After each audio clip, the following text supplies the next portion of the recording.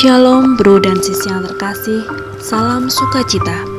Hari ini Selasa 22 Februari 2022 bersama dengan saya Ita. Saya akan membawakan perenungan dengan tema pengakuan Petrus. Hari ini gereja juga merayakan pesta tahta Santo Petrus Rasul. Maksud pesta ini dirayakan adalah untuk menghormati Petrus sebagai wakil Kristus dan gembala tertinggi Gereja Katolik, di mana kita imani Petrus sebagai paus yang pertama. Bacaan hari ini diambil dari Matius bab 16 ayat 13 sampai dengan 19. Ayat yang berkesan bagi saya. Lalu Yesus bertanya kepada mereka, "Tetapi apa katamu? Siapakah aku ini?" Jawab Simon Petrus, "Engkau adalah Mesias, Anak Allah yang hidup."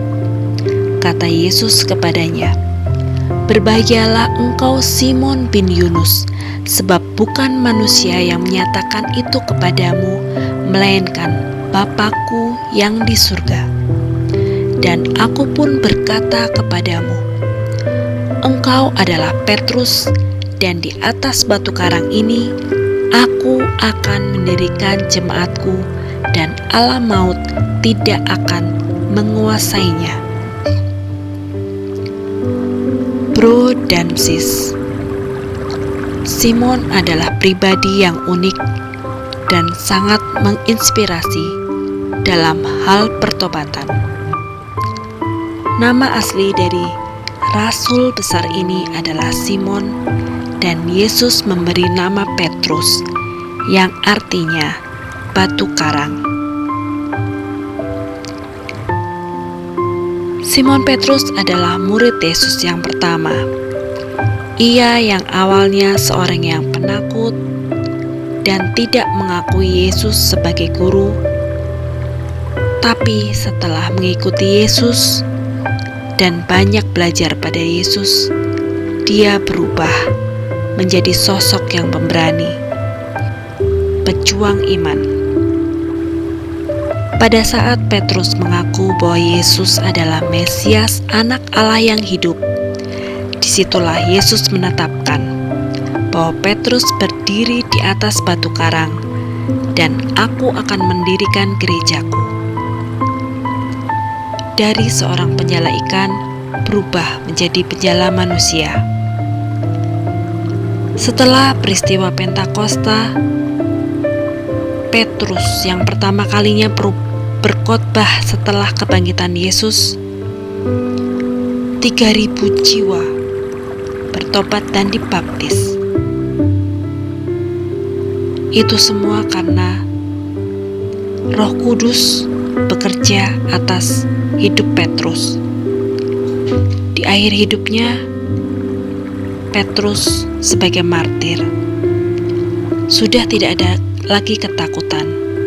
Dia wafat disalib secara terbalik karena merasa tidak layak seperti Yesus. Bro dan sis, pandemi adalah salah satu badai dan gelombang kehidupan. Suasana tidak menentu dalam berbagai hal, dalam ekonomi, bisnis, kehidupan rumah tangga, dan banyak lainnya.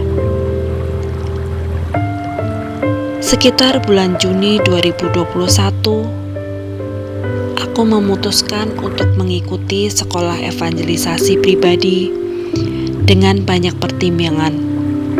Nanti bagaimana pekerjaanku, bagaimana sekolah anakku, dan lain sebagainya. Dan akhirnya aku berubah pikiran. Bagaimana nanti, jalani saja. Mumpung online, seminggu juga cuma sekali. Dan itu aku lakukan untuk menepati janjiku sama Tuhan. Karena aku diberikan kemudahan untuk menyekolahkan 3 anakku.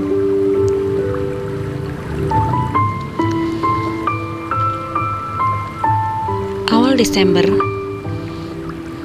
sekolah evangelisasi pribadi selesai. Langsung oleh Romo Karolus dikasih tugas, kumpulin single mom ya, terutama yang suaminya meninggal di saat pandemi, juga yang bercerai. Kasihan mereka karena mereka butuh pendampingan.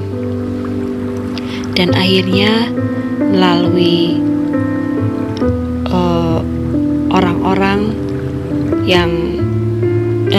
orang-orang lingkungan dan teman-teman yang mengenal single mom, akhirnya terkumpul beberapa orang, dimulai dari yang gak kenal, kemudian kenalan, chat lewat WA, dan akhirnya tanggal 9 Januari berhasil mengumpulkan 13 orang.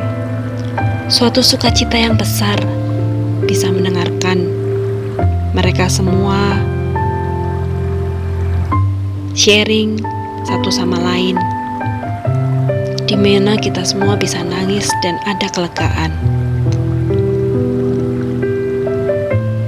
Kita merasakan gak sendirian, karena selalu ada Tuhan yang menyertai. Sungguh sukacita yang luar biasa pada saat itu. Bro dan sis yang terkasih, sebagai refleksi untuk diri kita masing-masing, apakah kita sungguh-sungguh mengakui bahwa Yesus adalah anak Allah yang hidup? Marilah kita berdoa. Demi nama Bapa, Putra, dan Roh Kudus.